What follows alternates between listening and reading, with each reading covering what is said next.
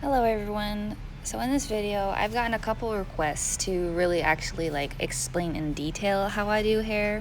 So I decided to do Geto from Jujutsu Kaisen and slow it down a little more than I normally do it. So it's a little longer video. So typically when I do hair, it's using kind of like my wrist and flicking a little bit to make a actual hair look. So typically I don't sketch hair like the anime. I don't do one stroke and then I don't shade it a certain way. I flick the wrist every so often like actual hair. You can see it in this video. So I kind of mess up a couple times, so you'll see that I erase some parts.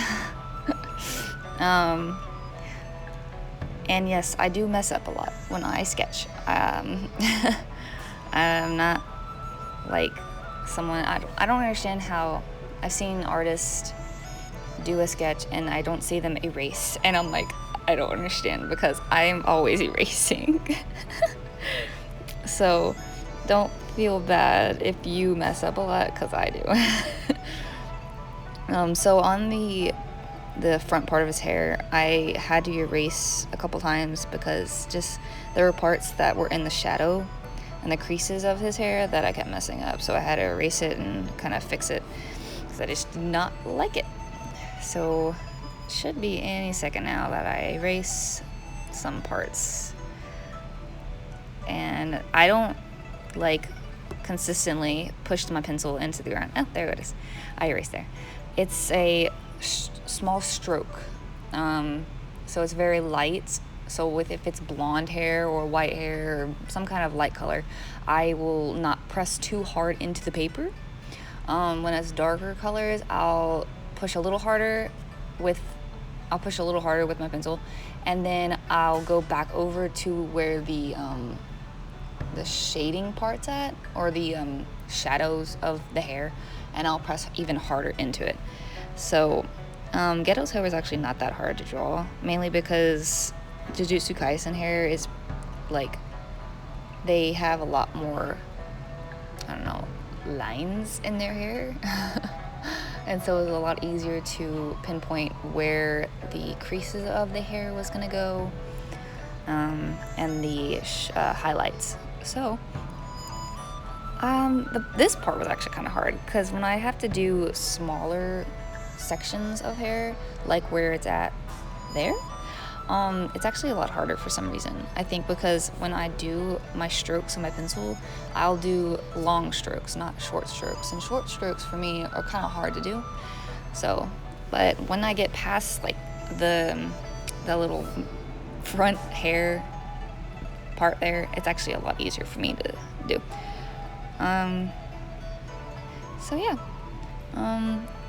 There's another thing I do when I do hair. I don't stay in one section first. I tend to move around. But this sketch, I actually moved from right to left, which was kind of interesting that I stayed in one place and I stayed in one direction. So, and then the creases I tried to darken a little bit to make it actually look like real hair, and you'll see it later when I actually finish. I think it's when I finish that I had to raise his hair because it looks like it's flattened, so I had to kind of adjust that, which is something that you probably will have to do if you're not a professional sketcher. So which I am actually not a professional, so yeah. I'm not a professional. I do this because I love sketching and I know how to do it. I just don't have a certification. Do you have to have a certification to be an artist, like a degree? Because I don't have that. Yeah. So we're about to actually be finished with the top part of the hair, and then I'm gonna be doing just obviously the top of his head with his hair, and then I'll do the bottom parts, and then I'll try to do a little more highlight. So when it comes to darker hair, I'll use my finger to like smudge it. So like right here, I'm trying to adjust and make it darker, make the creases a little darker.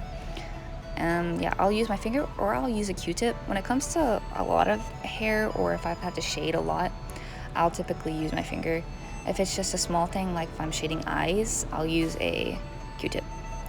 So yeah, I think right here is when I'm adjusting. And so at first I was gonna add just, you know, extra strands of hair, details, whatever, and then I realized when I was doing that, I'm like, oh, I realized that I need to like higher the top of this hair. So right here, I'm darkening things. This is when I press the pencil harder into the paper, and I'll do strokes and flicks of my wrist in a faster motion. So I don't really, when I do hair, I don't do it slow. I'll do it fast. But everyone's different. Some people do it slower, and I just do it faster. So yeah, darkening here, flicking of the wrist, pressing hard into the paper. Yeah, and that's when I use my finger again to darken his hair. And typically, I will not press my finger or Q-tips. Typically, when I'm talking about hair, I'll use my finger. I don't press too hard into the paper when I'm using, or when I'm sketching lighter hair, obviously. Duh. So yeah, here I'm fairly pressing hard into the paper with my pencil, into the paper with my finger when I'm smudging.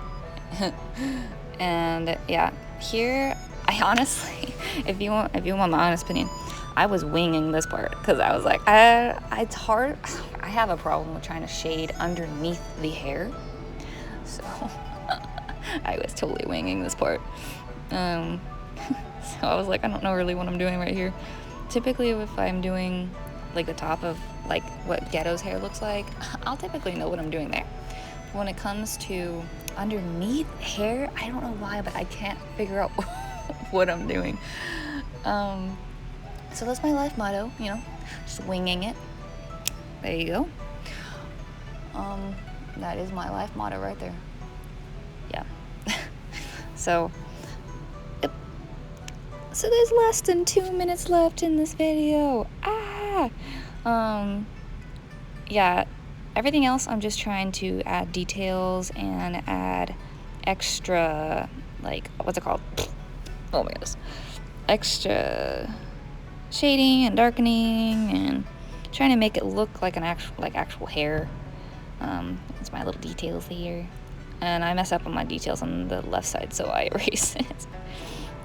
Typically when it comes to the detail part, it's not super quick flicking and, you know, stroking. It's just trying to find the right motion of the loose hairs.